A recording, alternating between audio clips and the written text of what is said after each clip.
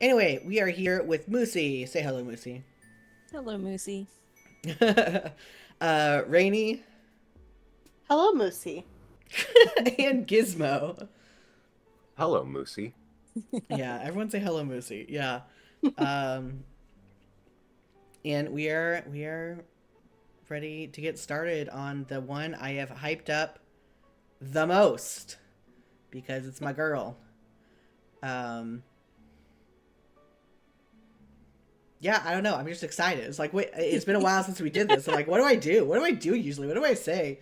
This is for my podcast, Live Laugh Stuck. It's a Homestuck podcast.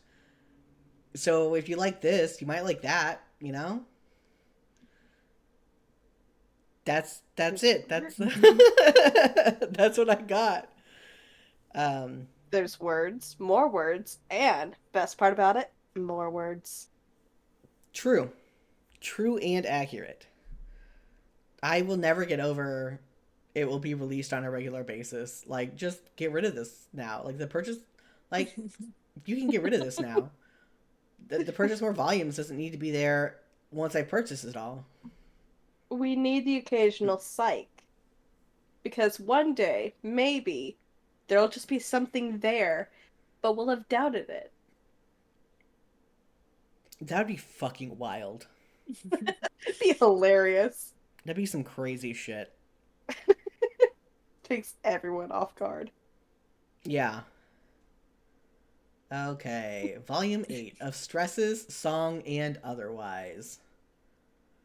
We're gonna be stressed this episode. Yeah. I'll do main character for the intro thing. Moosie, do you want to take over main character for Tyzias? Okay. Or MSPA reader. Yeah.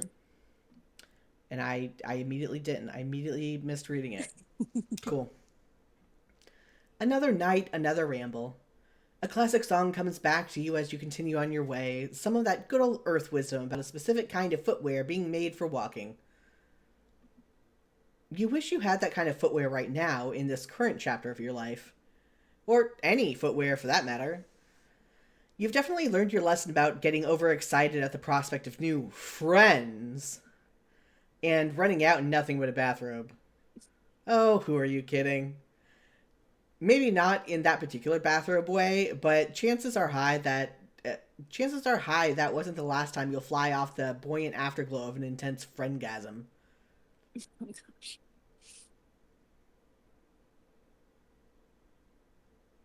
What a good volume. It's Tyzias time. See, this is what I say. The music's so loud now. Yeah. Coming Sounds soon, mysterious. It does. Let me just try to... Is that better? Is that good? Yeah. Sounds good to me. Okay. Okay. So then I read this stuff now. Yes. Okay. Just up ahead, you see a troll leave her hive, muttering to herself. She's holding an unstable mountain of papers and books with one arm, using her free arm to hold a mug steady. Relatable. She isn't paying attention to you, which is fine. I did drop a coffee cup full of coffee on the school carpet. Oh, nice. Nice. Don't get it twisted. You'd love to make another friend. You just understand now that it's a weird, flighty thing. Some trolls you mesh with, some you don't. You smile at her just in case, but when she walks right by you without stopping, you shrug. This planet is chock full of friendable weirdos. You'll live.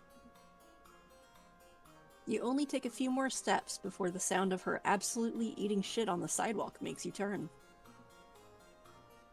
It happens fast enough so you only really see the aftermath of upended books and papers raining down in an impressively wide circle around her. Ah, globes. Damn ass rock. She sits up, but that's as far as she bothers to get. After taking a sip from her mug, which somehow must have stayed level in her grip during her fall, she sighs and gets to work gathering it all back up with her free hand. Yeah, this checks out. As a thing that would happen to me. It's not like I have anything else to be doing. You've seen a teen movie or two in your day. You know this trope. The cool kid helps the unpopular nerd after they fall like a chump and embarrass themselves. Then slowly, the pair establish trust. By the time the credits roll, they've gone and fallen in love. Not that you necessarily want to fall in love, or that you're under the delusion that you are in any way cooler than her, but still, it's tried and true. Also, like, a pretty standard decent person thing to do. So like the decent person you hope to be, you skedaddle on over. You stop short just in front of her wide-flung ring of items. You want to make sure she's not going to yell at you or murder you or anything before you interfere. What? JK, I busted ass. I know it's a scene. Well, what are you waiting for?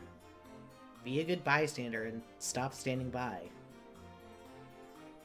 She gestures kind of all around her, and that's confirmation enough. You bend to pick up a heavy-looking book, and there it is, emblazoned right on the cover. A gavel, a humongo fucker of a judgment implement too, with spines all around the handle. Dread creeps up your spine. You slowly slide your gaze from the book's cover to its owner. She doesn't have any ostentatiously blood color themed clothes on, though wow, she is sporting socks and sandals. Maybe you are cooler than her after all. But the very prominent eye bags are tinged teal. Ah, globes. A lawyer. It's not that you don't appreciate your one lawyer friend for who he is. It's just you aren't sure you have it in you to sneak your way into the heart of another. You got kinda lucky last time. The scales of judgment in your heart start weighing your chances. Save.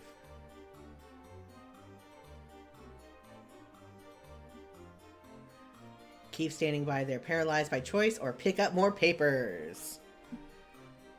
I think the first one sounds more interesting. Let's just paralyze ourselves by choice.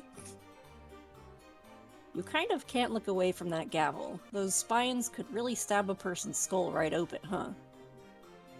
Wow, thanks for all the standing around and staring assistance. It's really helping a lot. Definitely can't just do that on my own. You're still stuck on the image. She stands up, grumbling, and snatches the book out of your grasp. She turns, waving a dismissive hand at you. Never mind. Now you're just in my way.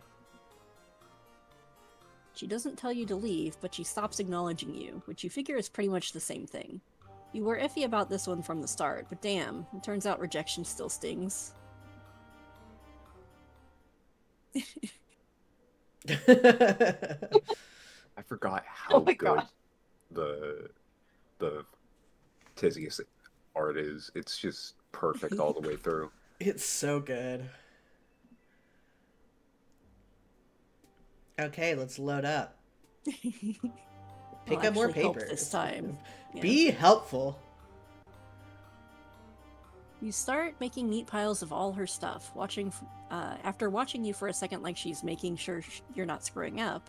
She dramatically heaves herself onto her feet and joins in the effort. Ugh, I don't have time for this shit.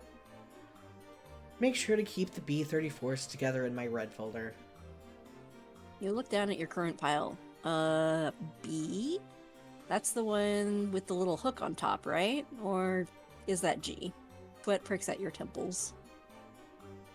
You've picked up a little bit of written Alternian here and there, but you're still not anywhere near competent at it.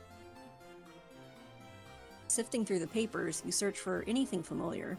You make out a few words, but there are just a lot of those little guys on these papers, and you've got performance anxiety.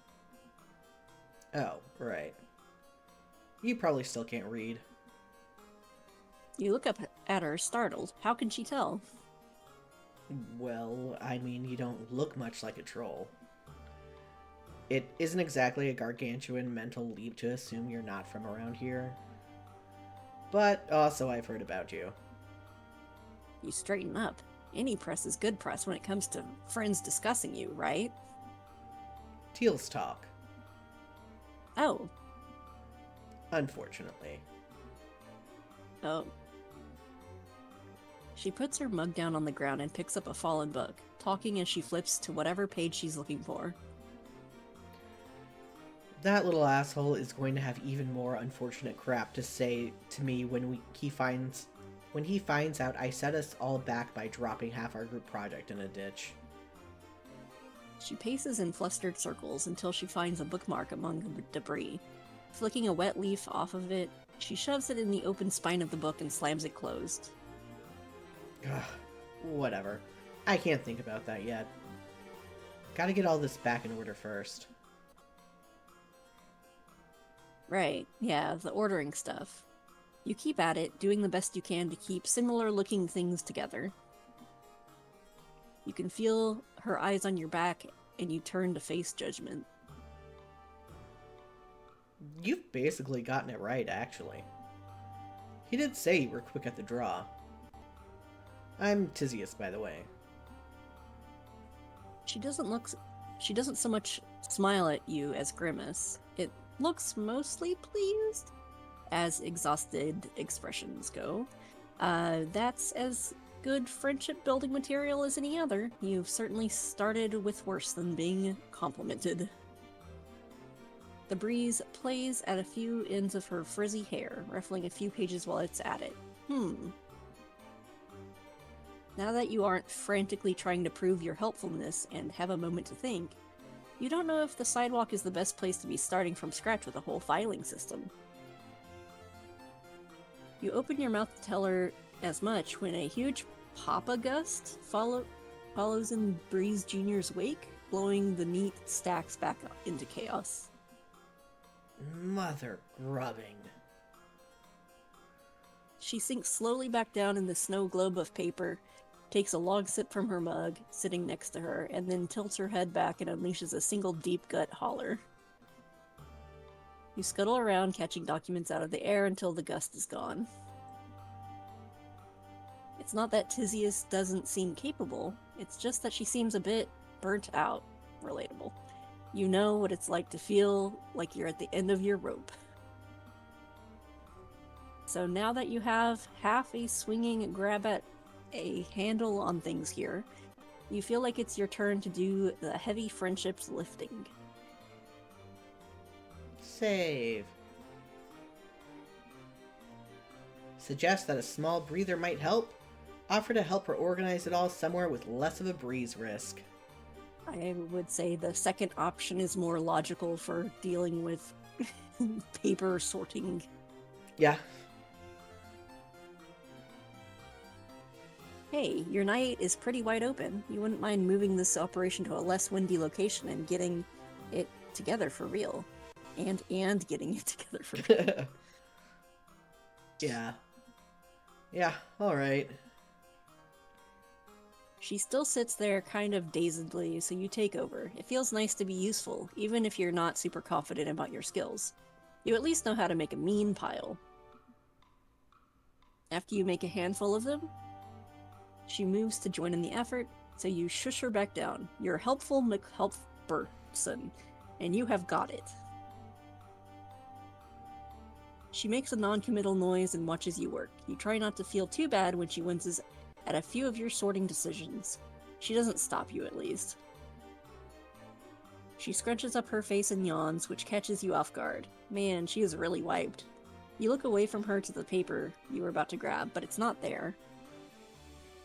Maybe it blew into another stack? Or you picked it up already and forgot? Yeah, that's probably right. Anyway, she had her eyes closed, so she didn't notice. It'll be fine. Once you have everything kind of together, you help her to her feet. You're pretty sure that was her hive she just walked out of, so you ask if you should go there. No, I was headed to the book hive. I can take you there. She seems to rally a bit now that it's her turn to lead the way. She picks up a hefty stack of her things, balances her mug on top of it all, and starts walking. Move it or lose it. it being the opportunity to engage in some really tedious micromanagement. There's no choice to be had, really. You move it. The Book Hive is an imposing building, and inside are a series of rooms opening off a central atrium. You walk past one set of double doors showing off a room full of weird statues and display cases, and another one bright with the light of dozens of display screens and humming with electricity. Further around the curve of the room, you pass a room full of brains in jars? It really looks like brains in jars.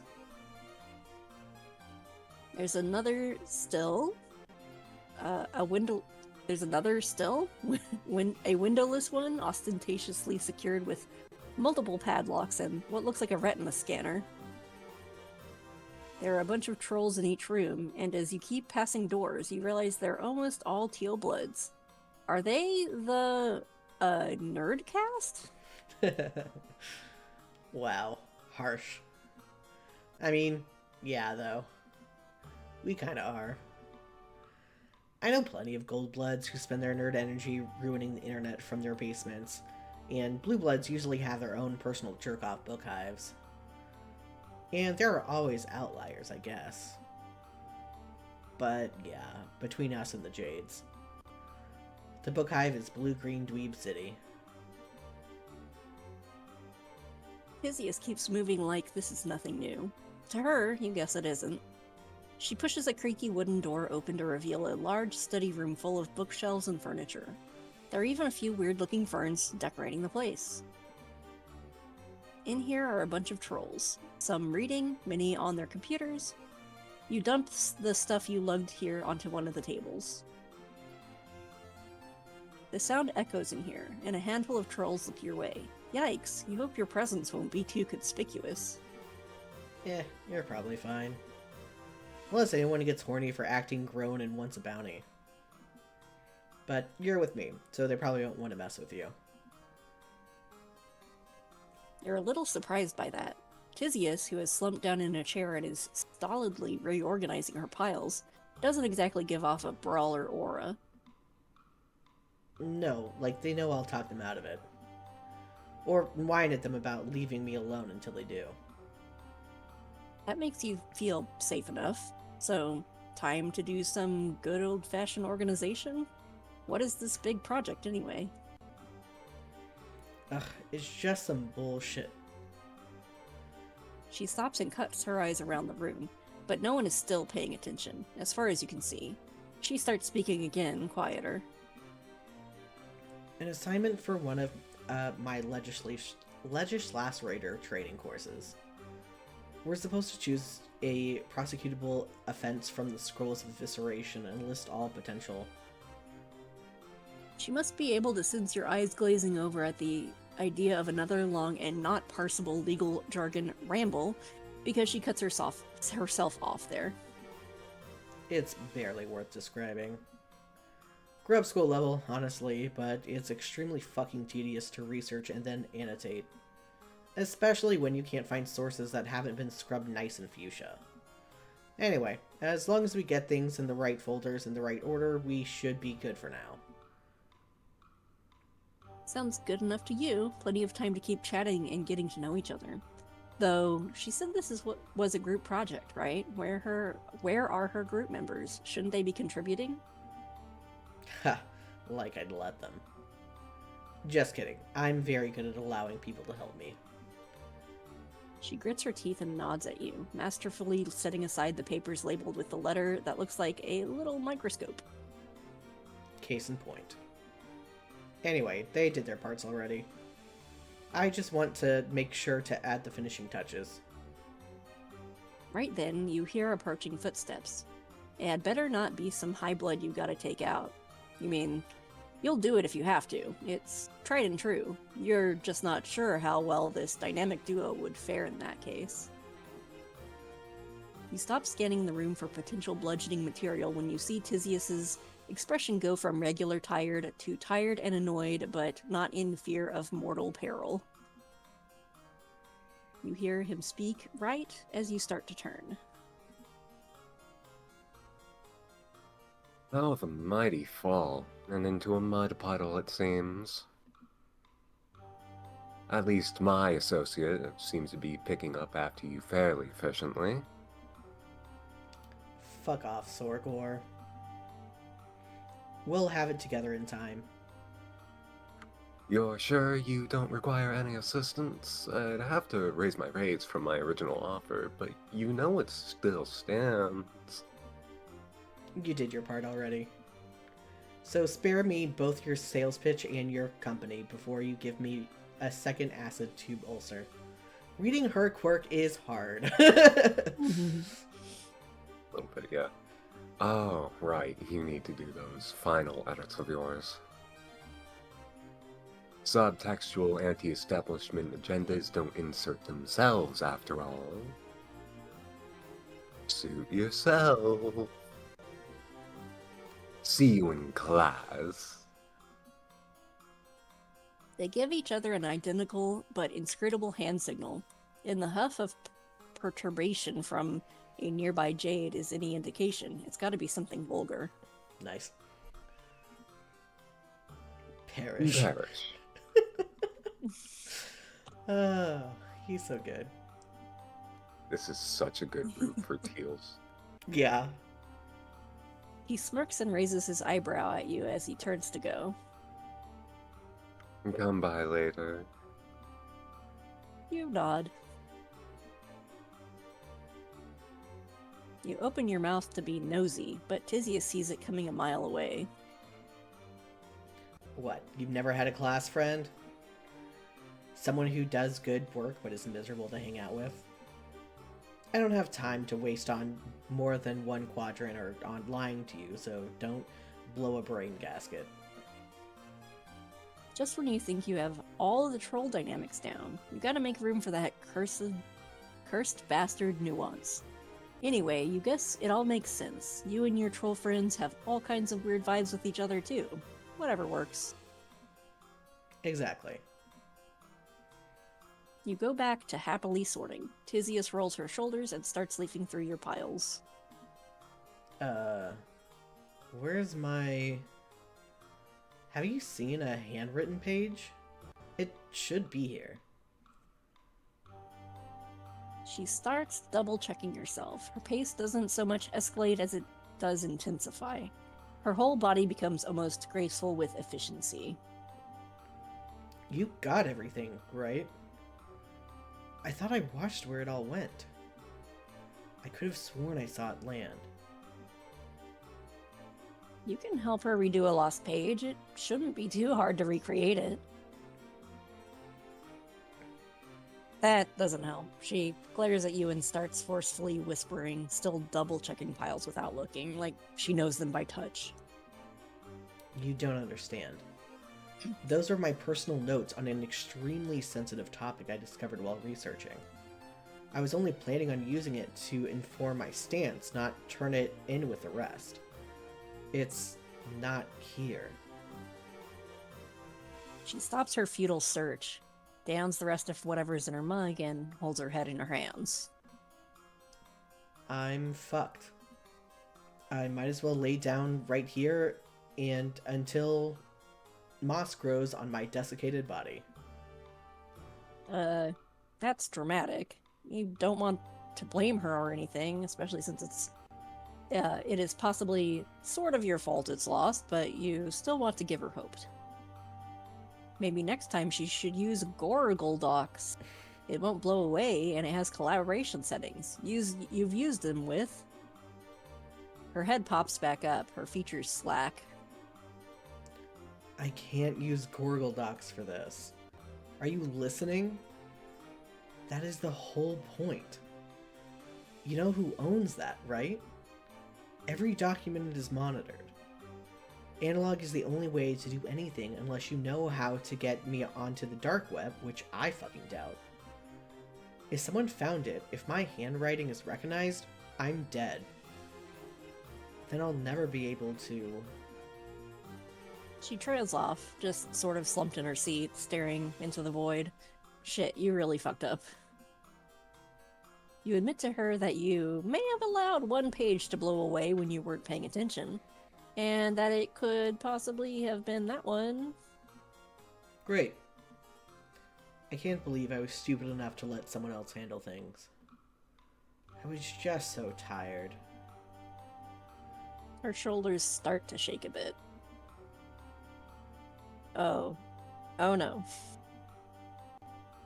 She doesn't cry, but you almost wish she would. The way she keeps blinking back tears and hiding her face in her arm is worse.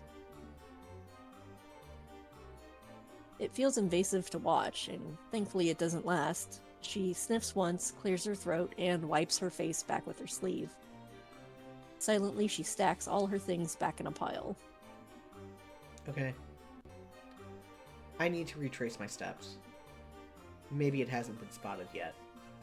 Maybe it'll be okay. It won't, but oh well.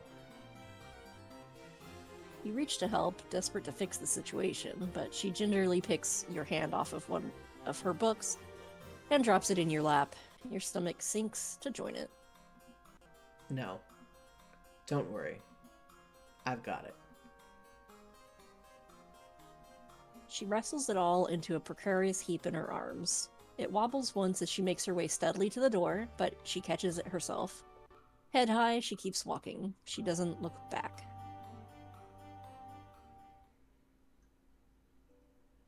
Bad end. Game over. Tyzias Trying gets to- killed for treason. Yeah, trying to overthrow the government.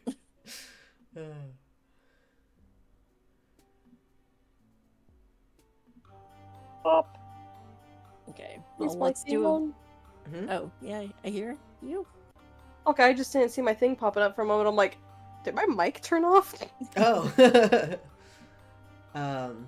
Small breather time. Yeah. You know a breaking point when you see one. You weren't expecting it so early in a potential friendship encounter, but still, it's clear that this troll needs some time to chill. This is a mess, yeah? She swings the pendulum of her chin over to glare dead-end knives at your guts.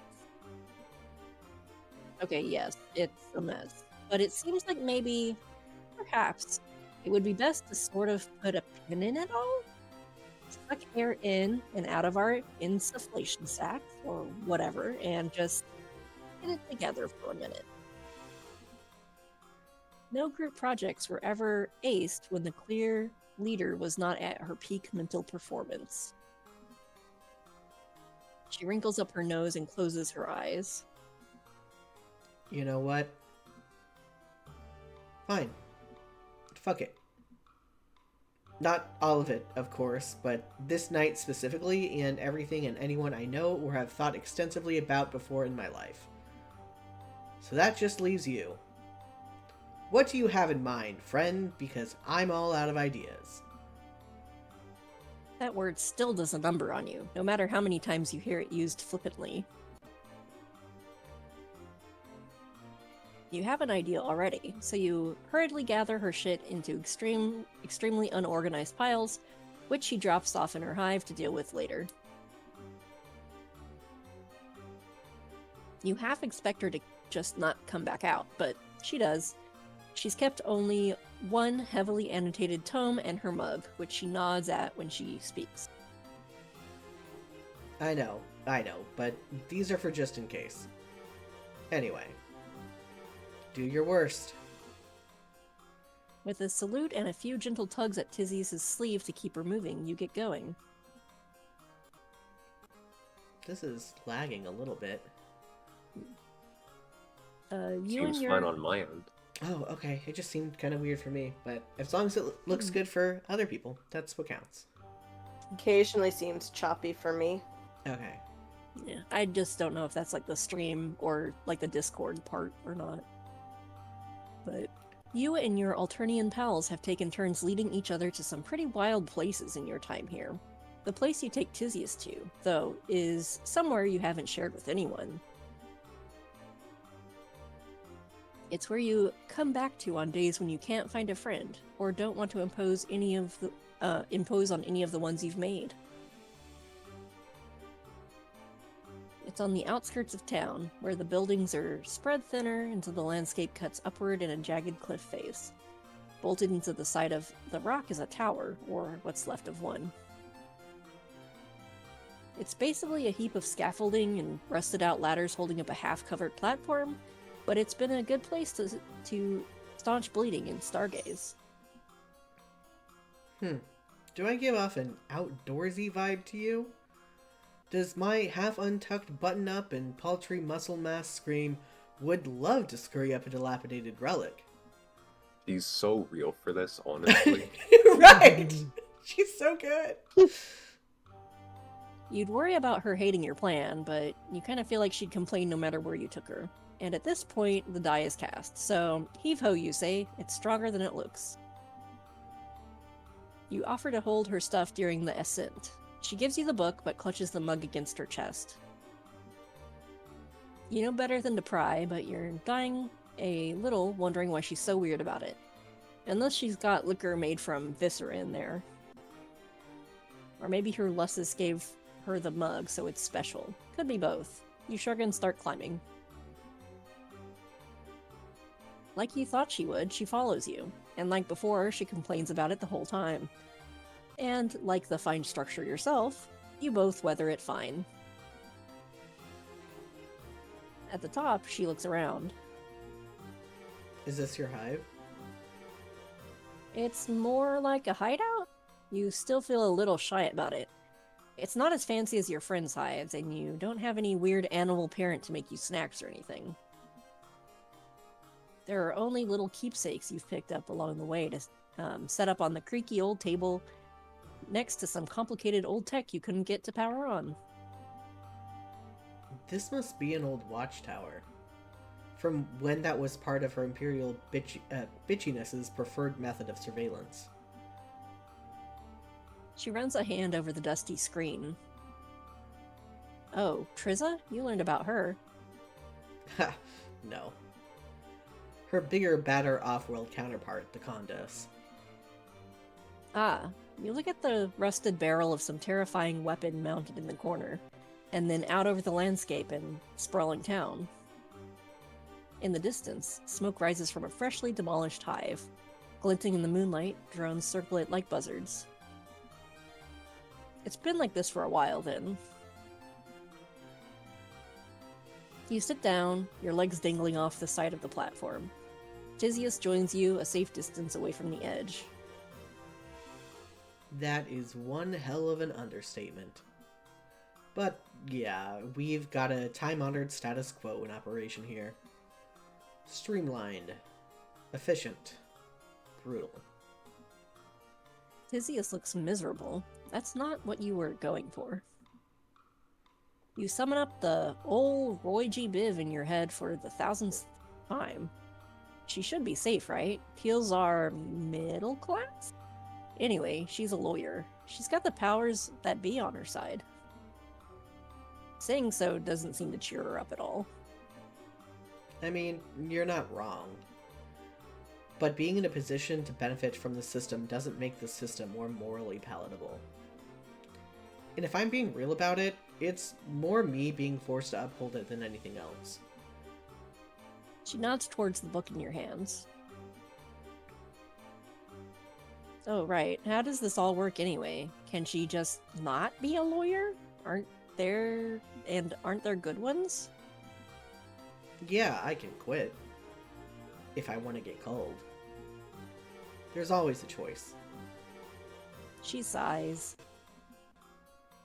It's not like I expect suffering to ever stop completely. It just seems like an awful lot of work to do to make sure it keeps happening.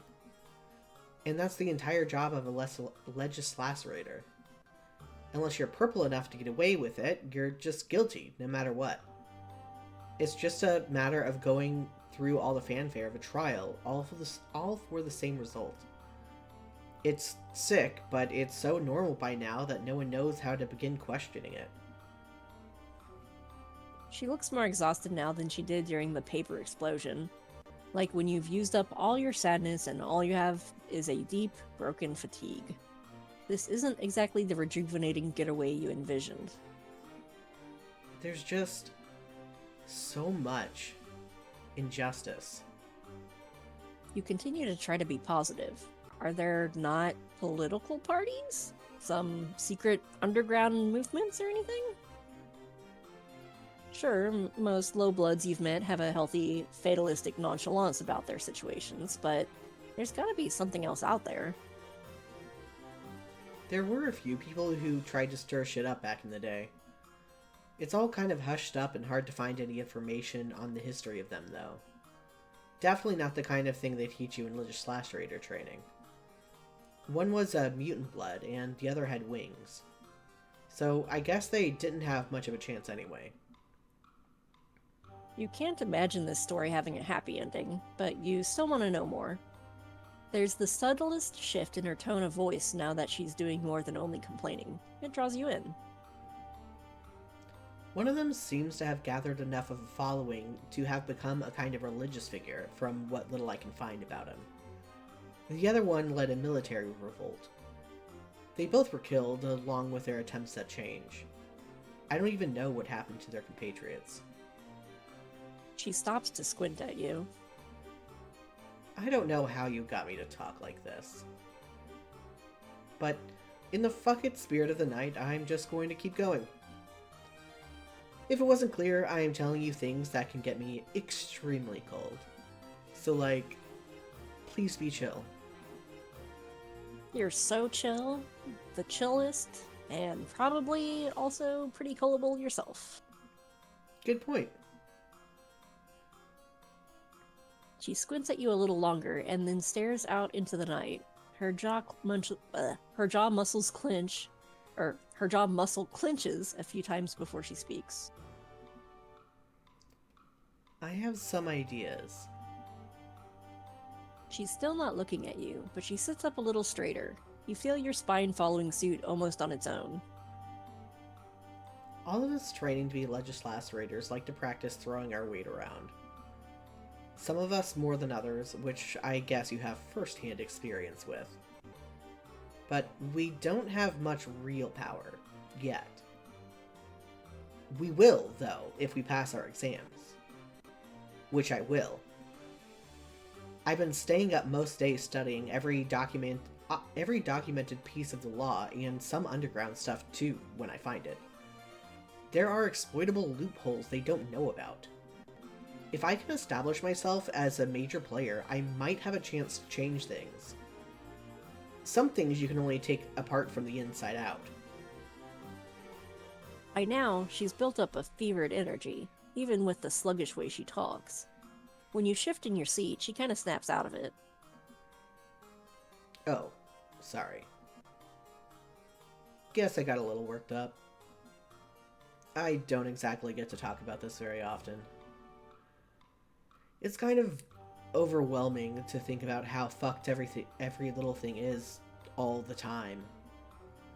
But, yep. Yeah. But now that I see it clearly, I can't not do something. It's like Alternia is a giant fire and I'm pissing on a tiny corner of it while the rest of everything burns up around me. Your brain is buzzing with how real all that felt. You can't really add anything to it, so you just nod. Are things less abysmal where you're from? Ooh boy. In ways, yeah. At home, the accused is called a defendant, at least. As in, they get a defense. Her eyes brighten. That's exactly what I'm talking about. Does your justice system work? You exhale slowly, trying to buy yourself time to encapsulate all of your planet's various cultures, societal structures, and similarly overwhelming list of injustices in an intelligent blurb. You settle on, not always, not for everyone. Her laugh is short and hollow. So much for enlightened lifeforms existing somewhere else in the universe. You guess until a more kind and just alien life form comes to take over. You'll have to make do with each other. Yeah, you're not so bad. I take on an oppressive regime with you anytime. She gives your arm an awkward tap with her fist and then looks back out over the edge. Anyway, I'm no religious figure or military strategist. Strategist? I think strategist. Strategist. There's gotta be someone out there who is. Gotta use what skills I have instead, I guess, until I find them. What the fuck else would I do with my time? Keep pissing on the fire is the best anyone can do, you reckon? That and get others hydrated enough to do the same. She laughs. Keep on pissing, huh? I'll drink to that. She takes a big swig from her mug. After a beat, she silently and without looking at you extends her arm your way. You stare in the mug's depths, a little unnerved. It doesn't look like viscera, but you've been burned before. It won't kill you. You're not sure what it will do, but Tyzias is truthful if nothing else, so bottoms up. What the fuck? It's water? Tyzias grins and taps her temple with a claw. Gotta give the people something. Otherwise, they might think I'm the way I am on my own. Then where would we be? You know, letting people in can be helpful, you know, sometimes. Shh. Shh. I'm fine. You're not convinced. Okay, I'll admit it. It's not a bad idea to relax every once in a while. Get your priorities straight. This was a decent time. You're glad she's glad, but you mostly just talked the whole time about the same stuff that she was overwhelmed by to begin with. Does that even count? You learned a lot, but she still looks pretty wiped. As soon as you think that, she yawns. She's so driven. You shiver a bit when you imagine what she could do if she took the time to rest for real. You pat the pile of blankets next to you. It's no bed, or tub of soap or slime for that matter, but it's gotten you through enough. She looks warily at it and yawns again. I guess my Lussus and my mate spirit will just think I'm at the book hive anyway. One little nap won't hurt. I'll get up early tomorrow and reorganize our stupid busy work project. She tentatively lowers herself down onto the blankets. Her eyes close for a brief second before they snap open again, glaring at you with full force.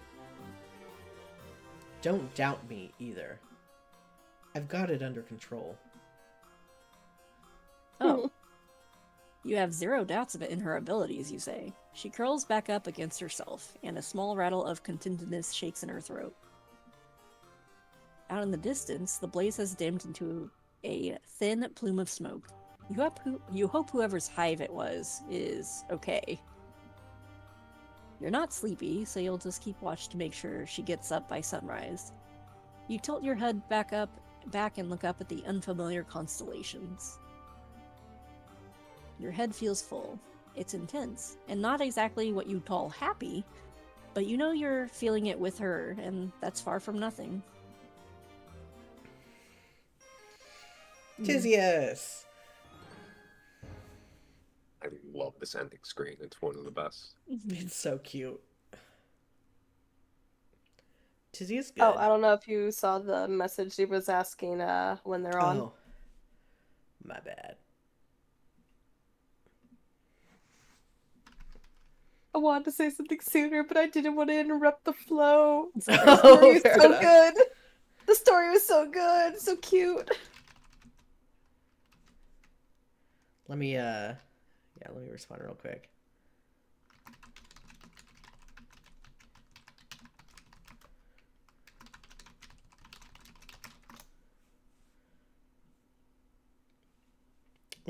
Let us go to a BRB screen while we get that figured out.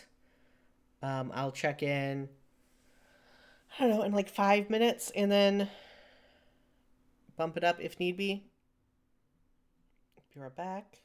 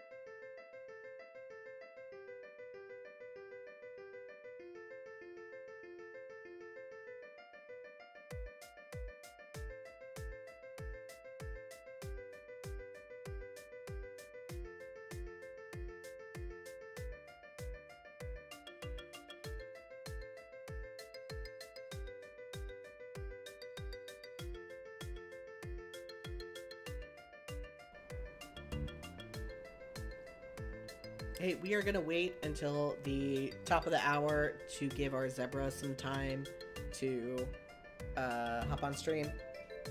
So, yeah, it'll just be another few minutes. Go get a snack. Moosie says, I don't have Moosie's audio in here.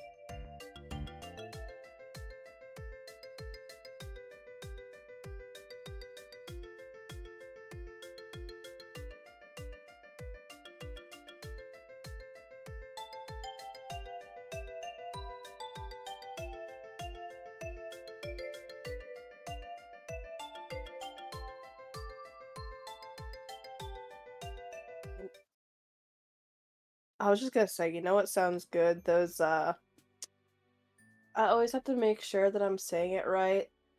The Nutter Butters, but those, the chocolate wafers with, like, the peanut butter stuff in the middle.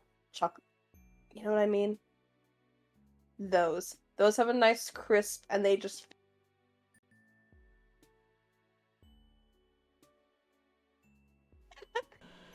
I forgot Discord was still on, so you got to hear about some candy treats. We're still trying to give some space for our zebra to come on because I'm pretty sure the route starts off with zebra. But I also just don't want to say like delay forever. So we will get started, maybe just kind of slowly, and then wait a little bit more once zebra appears. Um, we'll see. We'll see how it goes. Um, hopefully Jams will be able to make it on. But yeah, let's get started. Come on, microphone. You can do this, microphone. Stop. Is it still turning off?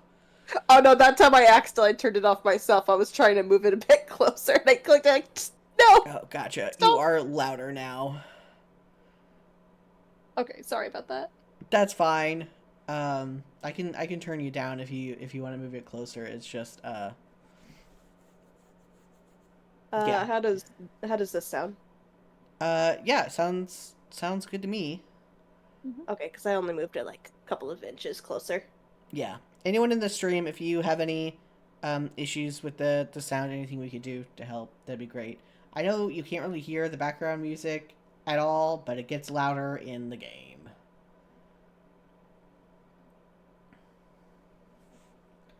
Is my package here yet? Package. I'm just like refreshing the delivery screen. It's not. Okay, we saw all of this. Chixie time! Chixie! Am I still doing the reader? You can if you want. I was gonna take over, but if you wanna read, you can. I'm fine with anything. I always like talking. You know me. Okay. So Go ahead and talk. Your point is, you need a wardrobe change. You should have asked Elward for one of her rad leather jackets. You could really make one of those work. Geez, this is kind of a crummy neighborhood, and there you go again, making snap judgments. Get a little alien culture into you, and suddenly you're an expert. Huh. Looks like you've found the Alternian nightlife. Well, technically all life here is nightlife. If people are nocturnal here, shouldn't nightclubs be called day clubs? Maybe the lure of dancing and getting smashed with strangers is not enough to get people to brave the blistering sun. You doubt you'd brave a stiff breeze for it. You aren't much of a partier. But recently, you are all about new experiences. You'll try anything once. A long line of people snakes along the side of a building. It doesn't appear to be moving. The club must not be open yet. You consider getting in the line, but there's so many people here. You really are more of a one-on-one friendship type. You go around the back instead to your old friend the back alley and the dumpster. Distantly you hear music. It comes on every few seconds and then drops off. Maybe a sound check. You hear something else. A musical sigh comes from up ahead. You turn a corner to find a girl standing alone outside a back entrance. A heavy door is propped open with a chunk of concrete, like someone had gouged it out off of the street. The girl has on a sweater dress and leg warmers, a bronze sign splashed across her chest. You wonder if you should consider painting a sign onto your own clothes, just to make yourself seem more normal. Yeah, no, probably no point. You'd also need to paint yourself gray and find a pair of fake horns. Who would do something like that? Sounds like a huge pain with absolutely no benefits. The girl hasn't noticed you yet. She's staring at her feet and sighing. Also, she's making weird little whoops and clicking noises, or singing a few bars of wordless notes, starting low then climbing up high. Wow, it sounds pretty good. The enclosed space between the alley and the wall makes it seem like it's coming from all directions. Maybe you should just leave. She looks busy. But then another troll sticks their head around the open door, shooting the girl an unkind look and kicking the cement block doorstep away. Oh, heck. There's really only one reason you would prop open a door. Save! Dude. Grab the door before it can close. Stand there like an asshole. To routes this volume, you get to stand there like an asshole. Let's stand there like an asshole. That's so the funny. theme this road. Like the witness to a disastrous car accident, you stand there and watch as the girl notices the door closing and lets out a squeak, jumping for the handle. She misses it and smacks her knee against the metal frame. Ouch. Damn it. She has a soft musical voice, even when she's swearing. You ask if she's okay. She stops rubbing at her knee and looks up at you. You're quite a bit taller than her, but she looks older than some of the other trolls you've hung out with. No worries. Well, at least not about my leg. If you want something to worry about, I'm sure I could come up with some ideas without much trouble. You assure her that you've had plenty to worry about recently, though you appreciate the offer. She gives a fruitless tug on the back door. She knocks. Nobody comes. She knocks again. Still nothing. You tell her that someone kicked her doorstop out of the way. She looks disappointed, but not surprised. Oh, hold on. Our zebra might be able to make it. Oh, hey, on her way. Nice, nice, nice. Yeah. I think. No, well, I'll just have to go back around to the front. Could be worse. Would you care to join me? Oh my god, you thought she'd never ask. This is working out perfectly. You are so glad she got locked out back here with you and the rest of the garbage. I'm Chixie. Chixie Ruxmere. Although I'm sure you already know that. I don't think you're an idiot or anything. You know, meet and greets are usually after the show. But you seem nice. You aren't sure how she figures that, since all you've done is stand around. It's true, though, so you don't protest. You are nice. Super nice. You might be the nicest son of a bitch on this whole dang planet. You ask her if she's performing here tonight. Of course. Why else would I be warming up in a dirty back alley? You tell her you've seen people do far weirder things. She laughs. You aren't wrong. People around here will do anything for attention nowadays. For instance, you are walking around in an ablution robe. You cough delicately. True. Very true. She's got you there. If you come inside with me, I can give you an autograph. I don't have anything to write with back here. Chixie seems to think that you are a fan who managed to get past security to accost her in person. She doesn't seem too upset, though. More like delighted. You think back many friends ago to when Sarava told you it was dangerous for lowbloods to get popular. You wonder if Chixie trusts you because she thinks you are also a lowblood. Or maybe she's just not that popular. I just realized I still have my heater on. That's probably causing some noise. Let me turn that off. Whoops. You follow her back to the front of the club, past the line of trolls waiting to get inside. A guy whistles at her and she gives him a flirty little wave along with a flat smile. A customer service smile. She shows the bouncer something on her palm husk and he lifts up the velvet rope. Hey. Oop. Come on, Mike. Don't do this to me. They're with me. They're my +1. Wow, you've never been anybody's +1 before. A bunch of people in line look annoyed, but Chixie ignores them. You follow her, tripping a little on the hem of your robe. Be careful, huh? You don't want to twist an ankle. Chixie speaks with a lilt, like a character in a musical getting ready to burst into song. You hope you aren't supposed to participate if she does. You're a little too busted for impromptu dance numbers, but you're also liable to flash someone in this robe. You hear music and chatter from down the hall, but Chixie pulls you in another direction toward the dressing rooms. You pass several closed doors, stopping in front of one that seems to be in the process of being cleared out. A bunch of shit is spilling out into the hall, clothes trailing out in suitcases. A microphone cord seems to be slithering slowly among the detritus. Charming. God, I can't do anything without someone messing me around, locking me out. Now this? What did this? I'm seriously out for blood tonight. Looks like someone commandeered her dressing room while she was out, as well as tossed all her shit out into the hall. I have to deal with this. I'll be right back. You can borrow some clothes, if you want. Yay, we finally get clothes. We should have a little dress up in the middle. Yeah. Absolutely. In fact, I insist. She leaves you in the cramped little room. It's dark in the hall, but everywhere in Alternia is kept darker than is comfortable for you. You're getting used to it, though. You imagine humans used to have to deal with this all the time back before electricity provided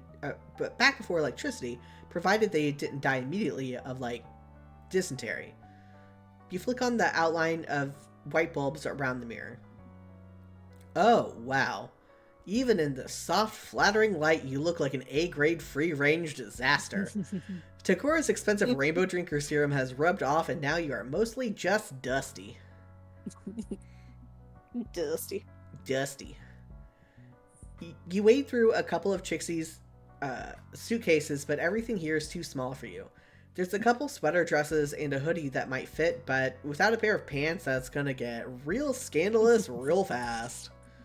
Oh. The only thing you find that works in the whole damn dressing room is a floaty purple dress hanging on the back of the door. Definitely not your style. You never would wear anything like this at home. But fuck it.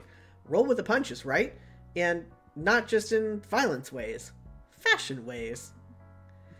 You give a little experimental twirl in front of the mirror. You aren't gonna break any hearts, but you'll do. You actually kinda dig it. You are busy admiring yourself when Chixie comes back. She sniffles sharply and there are tear tracks on her face, but she isn't crying anymore. In fact, she looks mad as hell. Oh damn, is she mad at you? Did you manage to fuck up something without even being there? You've got mad fuck up skills. I got bumped. Kicked me off the lineup. I was supposed to be opening. But now some new band came in and they have a purple blood drummer. So the club owner let them take my place. Of course. This is how it always goes. God, she looks so sad. Time to break out your finely tuned comforting muscles. But before you can get those guns out, someone oozes up to the two of you. Someone you recognize. Okay. Oh, good. Zebra, I'm here just in time. Literally just in time. I was about to stop and be like, oh no! We gotta stall some more. Literally just in time. Hey, our Zebra's here. Welcome. Hello. Thank you. God, today was so long. I hope this gives me a little bit of respite before my next appointment. Yeah, Jesus. Oh, incredible, Mr. Roymer. What are the odds? It must be fate. Well, you chirped that you were coming to the show, so I guess the odds were pretty good. Zebra doesn't let this dim his sparkle. He isn't the type of guy to let facts get in the way. He hasn't even noticed you. He's too busy kissing the back of Chixie's hand. Mwah. Looking good, baby.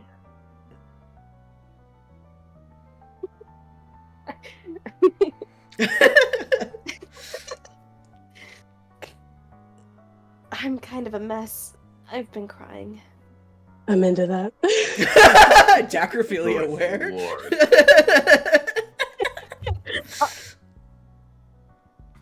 Well, crying looks good on you. Zebra finally glances your way and does an extremely exaggerated double take. Wow. Damn. I didn't even recognize you.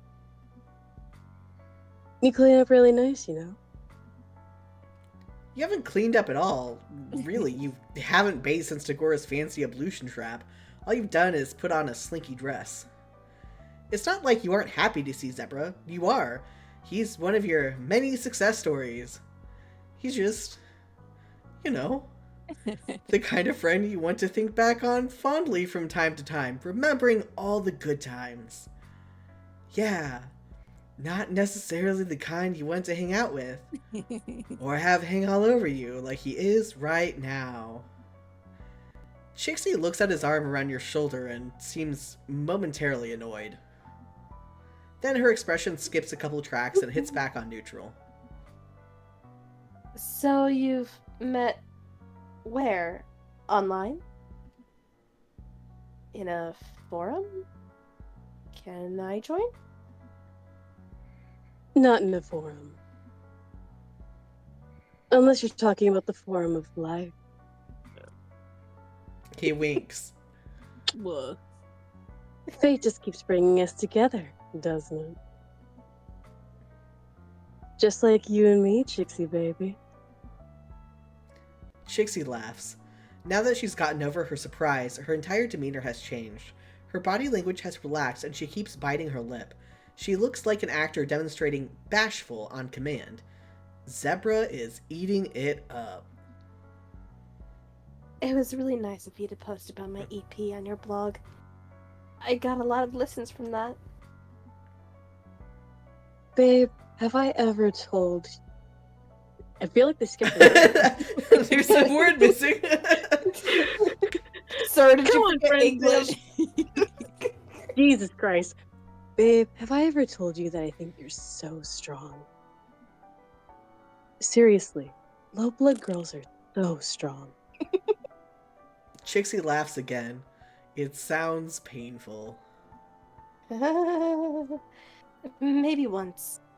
Or twice. I love your new stuff. That one song, Poisonous Moon or whatever. Bloody Sun. Right, yeah, exactly. Real good stuff, sweetheart. I can't wait to hear more tonight. Oh, right. He doesn't know Chixie got bumped. Chixie meets your eyes. She seems to be trying to communicate something entirely using her eyebrows. Save. Tell Zebra that Chixie isn't going to get to perform. Mind your own damn business. I can't tell if she is enjoying his attention or not. So, Customer I think it's service. kind of mixed. yeah, like, I don't think she's enjoying it, but I think she is using it to her benefit. Oh, okay. Then I'll mind my own damn business. You follow Chixie's lead and don't say anything. Zebra will find out pretty soon anyway, when the show starts and Chixie doesn't go on stage. He takes off, saying he's going to get a spot in the pit. There's no pit here. Her earnest, polite look drops as soon as Zebra's out of sight. She's letting you see all the bits of herself that she has to hide from other people. You wonder if it's because you don't matter that much, or because she can sense your trustworthy nature. You are a natural optimist. Like, that's not me. Like, there should be an A there, right? Yeah, there's supposed to be an A. Yeah, really. Cool. And Cool. there's Yeah, that the other other line room that had like, too many ands. Yeah. like just very, very small errors. Yeah. Typo route. Just, like, stuff that you Yeah. wouldn't notice reading yourself that much, but reading out loud trips you up. Yeah. You are a natural optimist when it comes to friendship, so you decide to believe the latter. Come on. I want to get a good look at the jerks who took my stage from me, so I can talk about them on my vent chitter. Ah, vent chitter. You can follow me if you want. Like, more people do. It's not like anybody cares about my problems anyway.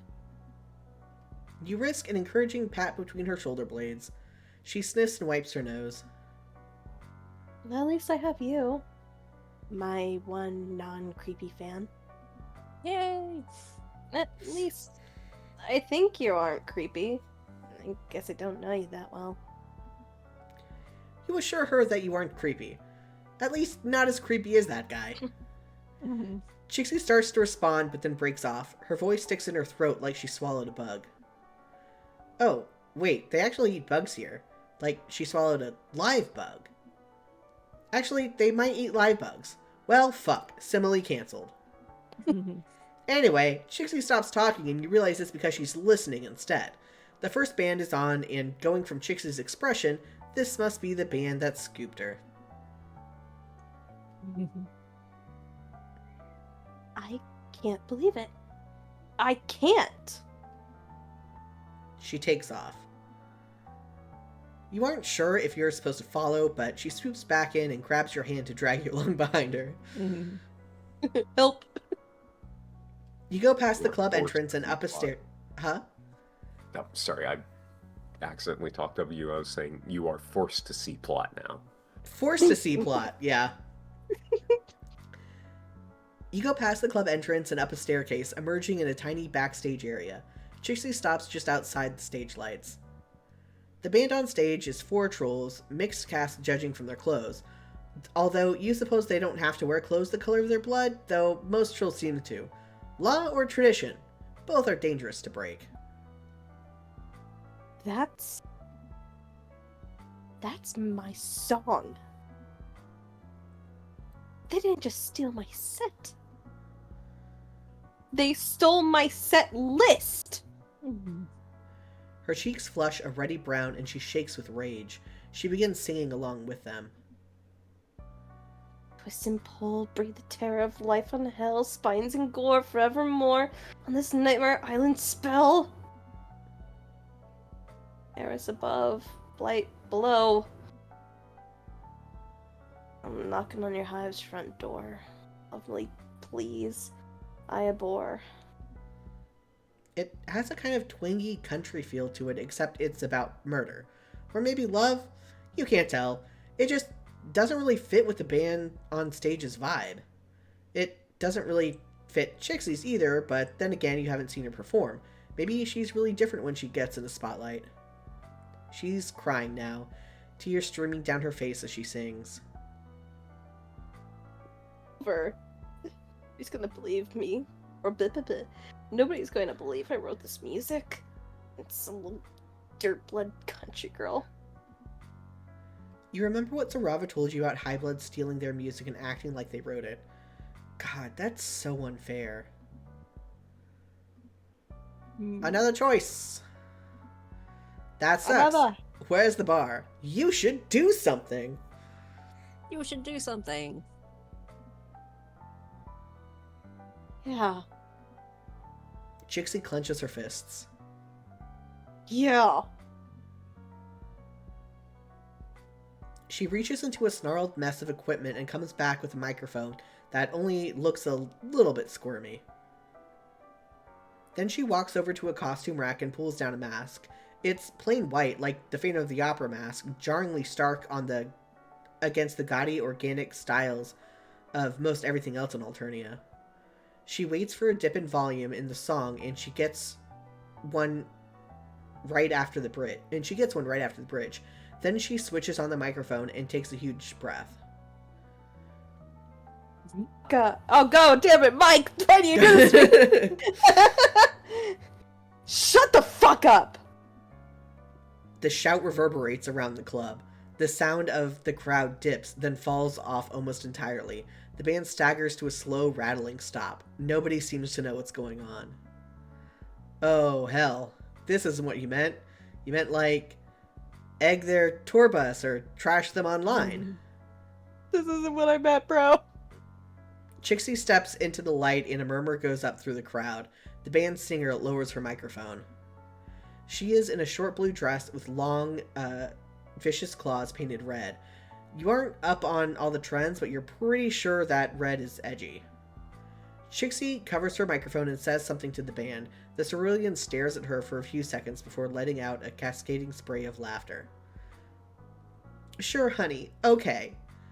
Condescending and sweet, like Chixie's a toddler who happened to wander on stage. She points finger guns at the guy on the soundboard. Razor, give the lady a beat. Oh. Oh, God. You're gonna rap God. You know what this is. Epic rap battles of history. You see Chixie's Epic rap face. battle. Yeah. You see Chixie's face framed by the lights, focused and intent, all simpering gone. You like that? I wrote it. You hit that? I own it. Coming in hot, trying to steal my spot. Oh, Lord, is this a limerick? Just grab my bulge and deep throat it. A dirty limerick. Holy shit, she's really doing this thing. A rap battle. Jesus. The cerulean girl spits some stuff back. It's kind of basic, just general insults about Chixie's blood color and her lyrics being stale. Considering she stole Chixie's song, that doesn't really fly. The crowd doesn't know that, though. They're eating it up. They probably think it's all part of the show, some fiery little lowblood coming on stage to shake things up. Paint your claws red, paint your mouth brown. Acting like you know what it's like down here on the ground. The crowd whoops. This might be a high blood owned club, but there's definitely a lot of low bloods in the crowd. But it's intimidation. I got no exception. This is your final station. Oh, wait. Do you want to redo it? Yeah. Okay. I realized I messed up the words. Words. But it's intimidation. I've got no exception. This is your final station. You did still mess up 2 of the words. Oh, expectation, not exception. You tell me. He had imitation, not intimidation. Words. Long Gotta words, get- long day. Yeah. Long words, long day. Whoop, did we just want to keep going that? Oh, you can do it again. I wasn't sure. Okay. Oh God, help. But it's Imitation. imitation. Imitation. But it's imitation. I've got no expectation. This is your final station. You aren't gonna hit higher than this collaboration. I also forgot that there was a rap part in here, so I threw you in to do a rap battle. It's okay. After I chose Chixie, I decided, hey, I'm actually gonna look into her thing, and I noticed that I'm like, oh fuck. But I wasn't gonna change my mind. Yeah. You aren't like a rap expert or anything, but you can definitely tell that Chixie isn't either. She gets breathless towards the end of lines and hits some words strangely, but the crowd is really feeling her. Definitely more than they're feeling the cerulean. Chixie's voice picks up speed and power as she gains confidence, drawing energy off the crowd. You realize you're leaning forward too, making sure you catch every word. She goes through a whole list of the band's shortcomings, including their fashion sense, their talent level, and their interpersonal clusterfuck. They are apparently a pretty well-known group online. She throws in some stuff about them stealing her music, and the crowd oohs like this is a middle school cafeteria. So kill me. Call me. Call the drones. It won't change a bit of what all they know. When you're a thief, what do you expect? I'll beat you all square. Hey, show some respect. Chixie drops the mic. The room erupts. Holy shit. That was awesome. She just came up with all of that on the fly. The cerulean looks furious, and another troll runs onto the stage to try to get the crowd under control. They're all chanting, "Mask! Mask! Mask!" Chixie runs back off stage, chucking both the mask and the microphone back where she found them. She grabs you and you run all the way back out to the alleyway where you met, letting the door close behind you. You guess you're done with that club. Chixie's eyes are round and shell-shocked. I just did that. Yeah, she really did. I just told a bunch of high bloods to eat my bulge. You don't know what a bulge is, but yep. Fuck. They liked me, didn't they? They were cheering for me. You say, yeah, you're pretty sure they were. Alright, guys, I'll be right back. Okay. Gotcha. Holy shit, I'm going to be cold. Did you hear all that stuff I said? You can't just say stuff like that. You remind her that she was wearing a mask when she did it. Oh! Right. Nobody will know who I am. I'm safe. Oh, but that means nobody will know. It was me. You aren't quite following. I'm not gonna get any credit at all. God, does everything in my life have to be so metaphorically resonant? Oh, girl, you feel that. You def know what that's like. Hey, that was pretty dope. Both of you jump about a foot in the air. A lowblood in a hoodie and a pair of sunglasses slouches against the brick beside the back door. Either you are seriously impaired today, or he is seriously good at sneaking. You got any stuff online? He asks Chixie. She gapes at him. But I was wearing a mask. How did you know? Well, you're standing right outside the door, and you're wearing the same clothes you did on stage, so... Oh, right. Clever of you. Don't worry about it. Plausible deniability, right? Catch you later. He slinks off, one hand raised in a casual, cool guy farewell.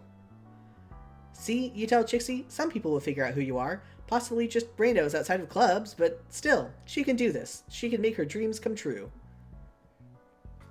You're totally right. So I can. I guess all hope isn't lost. At least not until another insurmountable obstacle comes along. Thanks for, well, everything.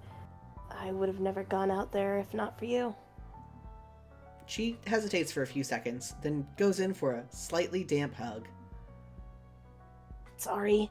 Stage lights and terror make me sweat.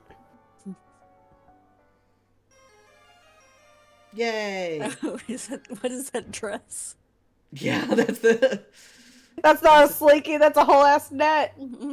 Yeah.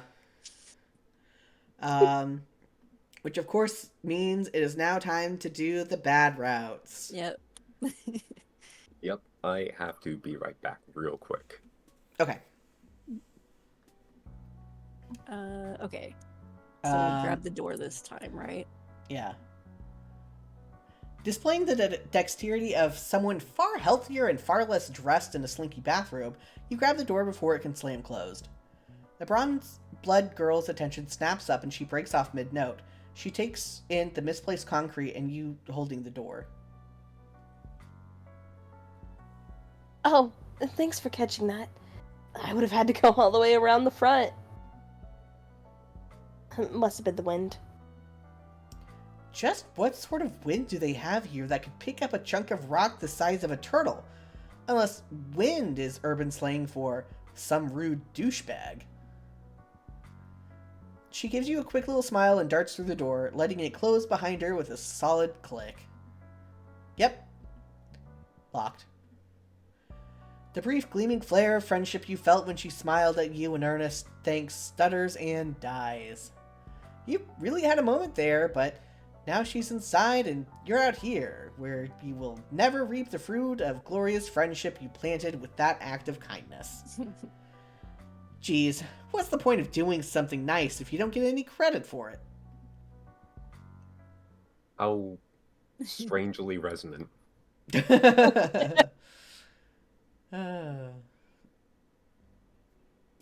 Gonna stand outside the door now like a sad sack. Yeah. Okay, and now we'll tell Zebra. Do we need to wait? We can do the other bad ending and then do the middle bad ending. Yeah, that's a good point. Doo-doo-doo-doo. Let's load. That Where's sucks. the Where's the bar? Chixie looks up at you like she's only just remembered that she is a physical body and not simply an amorphous blob of pure sadness. There's a cluster of bottles on a nearby amp. God, more Fago. Of all the brands that could have crossed galaxies, of course it had to be Fago. Chixie grabs what looks like a liquor bottle.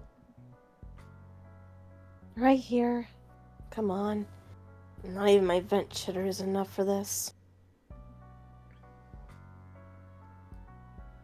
Back in the dressing room, Chixie upends several suitcases onto the floor, mixing her stuff with the other performers. Her give-a-shit-a-meter is down in the red, apparently. She flops down in the pile she's made and takes a huge gulp out of the bottle. Wow. Have some. It's awful. Encouraging. Come on. It's gross. I won't kill you. You wish people would stop promising you that. So far it's been true, but you still don't trust it. She takes another drink and hiccups, then holds the bottle out for you. Great. Peer pressure. Lying on a pile of sweaters with a distraught vocalist and getting wasted is exactly what you wanted to do with your evening. Chixie gives the bottle a shake. Oh well. You suck smoke out of a bug's ass and you're still here. You drop down on the sweaters beside her. Chixie is dramatic, but you are disappointed to discover that she was not being dramatic about this. It is awful. Right? Have some more. You do. God, that's bad. Chixie is getting a lot tipsier than you. She's drinking faster and she's smaller than you are. Not that you know shit about troll physiology. Come on. Let's commiserate. It's hard, you know? You nod. Boy, do you know. The music business, I mean, especially when you're starting out. You have to be visible, but you also can't look like you're showing off. You have to pretend you don't like the attention or fame, even if you do, but sometimes you have to pretend you do like it, even if you don't. If you're a low blood, you have to watch everything you do, all the time. If you're a high blood, you can do anything, and everybody thinks it's awesome, no matter what. Show business sucks. You want to mention that she's the one who decided to go into it in the first place, but that would be unkind. Nobody here seems to have a job or go to school either. They all just have intensely obsessive hobbies, like painting or music or meat. Instead, you tell her that you're sure she'll write more songs.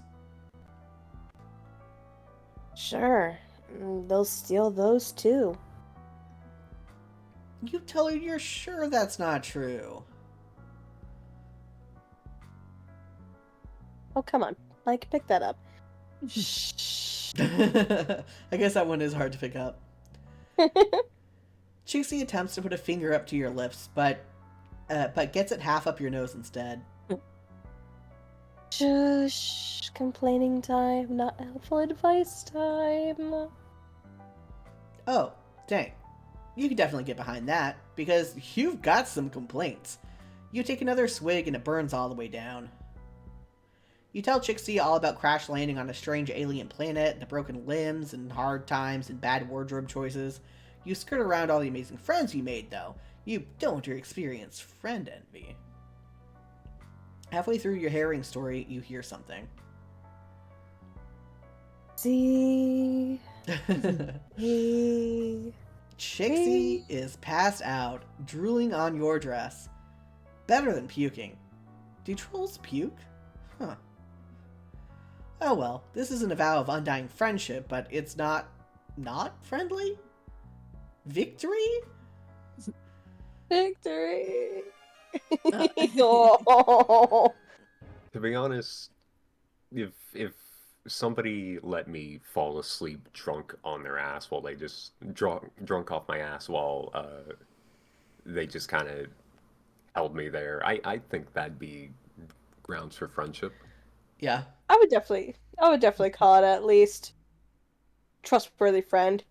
Obviously, Yeah. I'm trusting you with my drunk, unconscious body. Yep. Yep.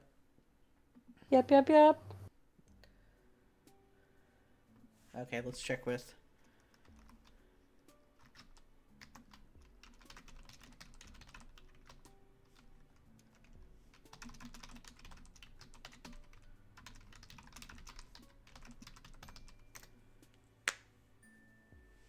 Check with Jan. I keep obsessively cracking my knuckles. It's not good for mics. When you're recording and stuff. Yeah. That's Meh. my, like, go-to fidget. Cracking my knuckles. On Fair. the unfortunate off chance that our friend won't be able to make it, I guess I could, like, try and take over the zebra Zebra. lines. Yeah. Jesus Christ, hello, my son. Oh, your cat. My cat. It's just like, oh yeah, watch the screen. I just see something loom at the corner of my vision. It's just, huh? Oh, it's my son. Yeah. We'll give it a minute and then we'll go on with it. It's just I don't know how long it's gonna be actually. I forget, but not too many lines since this is the second bad end. Well, I mean the second bad end can go on for a while. You know what I mean? We'll give it.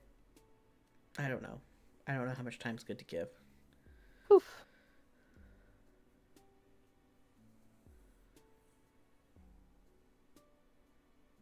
In the meantime, Moosie, what do you think about Tyzias? Felt pretty relatable. Yeah. Yeah. Tyzias do be relatable. Yeah. She's great. Overworking and tired. Yeah.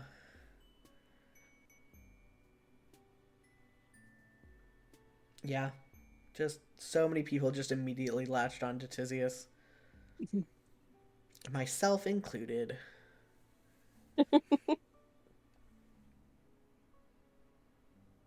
She was the one that I was going to play in the Friendsim dub that never existed. Hmm. Though I had a better practiced Tyzias voice. I mean, that was also pre-T voice, so it's going to be different anyway.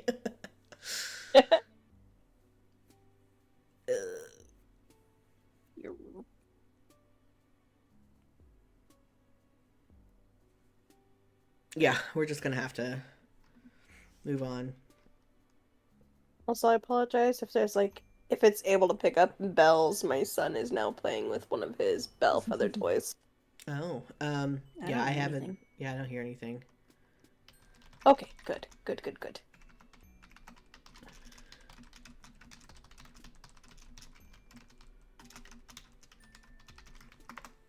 Okay. Load. This one. Oh, not gonna perform. You tell Zebra about the higher caste trolls coming in and taking Chixie's place. She starts making frantic motions behind Zebra's back and shaking her head, but immediately stops when he turns to look at her. Oh god, what? No, I had a voice in my head and then it automatically just left me. Yeah. That true, Feel babe? It big deal. This sort of stuff happens in business all the time. Or so people tell me. Don't worry about it. No, I am worried. I always worry about low bloods in terrible positions who can't help themselves at all. I'll take care of it for you. You really don't have to. Zebra touches her arm for way longer than is necessary. It's more of a shoulder rub than a pat. Chixie seems to be trying very hard not to shrug him off. Her smile belongs on a Halloween mask, a rictus grin. The two of you watch him swagger off back toward the front of the hall. Chixie lets out a breath. I wish you hadn't done that. He's got a really popular music blog, and he's an indigo, so I have to be polite. One bad review from him, and it's over for my career. I try to interact with him as little as possible. You hadn't realized that Zebra was a musician. Oh, he's not. He just reviews albums and shows and stuff like that. He makes a lot of reposts, but he's got a ton of followers. Don't get me wrong, it's really nice to be noticed, but he's just a little pushy. I don't have time in my life right now for quadrants. You know what I mean? You do. You so do. Does Zebra try what he tried with you on every low blood he meets? You aren't sure if that makes you feel worse or better. Chixie talks about him like he's a natural disaster, a tornado that she has to avoid to keep from getting torn apart. Like it's just an inevitability that people would treat her like she owed them something. I don't want to seem ungrateful. You tell her that she doesn't seem ungrateful. From where you're standing, she doesn't seem to be doing anything wrong. She sighs, blowing a piece of hair out of her eyes. Too bad. Too bad doing everything right doesn't automatically mean things will go your way. When Zebra comes back, such little time has passed that you don't think he could possibly have done anything. He shows you and Chixie all his teeth. I got it all fixed up for you. You go on tonight. In fact, you're headlining. Oof. You're welcome. Chixie's mouth drops open. What? How? I get to do anything I want in my own club. Wait. What? I bought it from the owner. He's just a teal. Seriously, business ownership? A little too ambitious for a mid-blood, isn't it? I convinced him that it would just be easier for him and everybody else if a high-blood took over. I've been meaning to get into the club scene anyway. Now you'll always have somewhere to perform. Provided you do everything I say all the time. Don't like it. That's a little on the nose. Yeah. He grins to show that's just a joke, but there's also something in his smile that you really, really don't like. You regret asking for his help. So does Chixie, apparently. She gets right in your face. Nice work. Now I hope him even more than before. This is the only club around here that will let low blood solo acts perform. You can find your own way out, can't you? God. Damn. Oh. God, like, especially, with what we know from the other routes, if the first act still goes on stealing her songs and then she has to come up after someone else stealing her songs. Classic Bring It On storyline. Yeah. Um, but yeah, Lucy, what'd you think about Chixie? It was fine. I can't really relate to my music being stolen, I guess. Yeah, that's fair. Um, yeah, this is a good time. I love these routes. This is a great volume. I think one of my favorite things about the Chixie route is the fact that it gave like a bit more insight into how Alternian music and just like Alternian lyrics, regardless of the genre, everything is just straight up more violent by nature because Yeah, Alternia, which that is makes a good sense. like world building thing and did help a lot of the headcanons I have for like OCs. Yeah, that's nice. Heck yeah.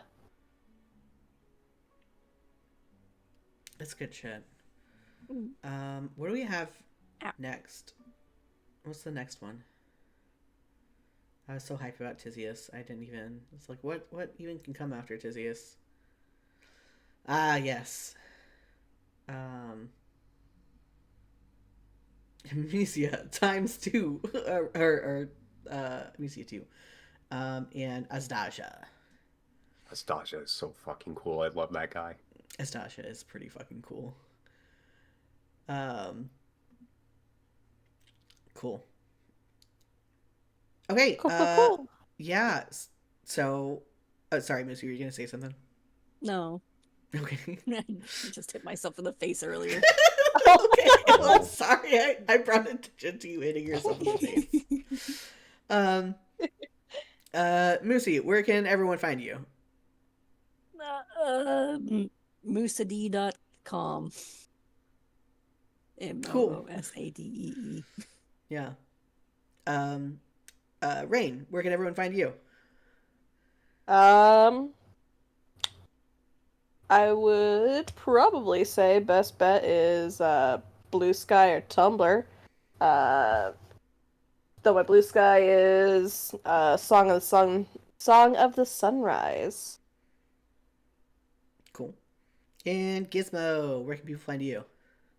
I am definitely most active on Blue Sky, so I can be found on Blue Sky at scrapyardgizmo.bisky.social. Nice. I don't think I have you added. I have a list for people on Blue Sky who are who partake in whatever project I have going on. So I'll have to add you on that. All Um, my socials are just on rachel.likespizza.com. it's such a good. It's such a Pizza. good uh URL. Yeah, and my project Blue Sky is amberlin.bluesky or biscuit dot social. Amberlin the same handle as Twitch where you're watching this now, unless I finally uploaded this to YouTube, in which case it's AMBROLEN. And yeah, thank you all for joining. This is a fun one. I've been hyping this one up forever because I love Tyzias. And we will see you hopefully in 2 weeks from now is not the holidays yet. So yeah, 2 weeks. Bye. Bye. Bye Bye. bye.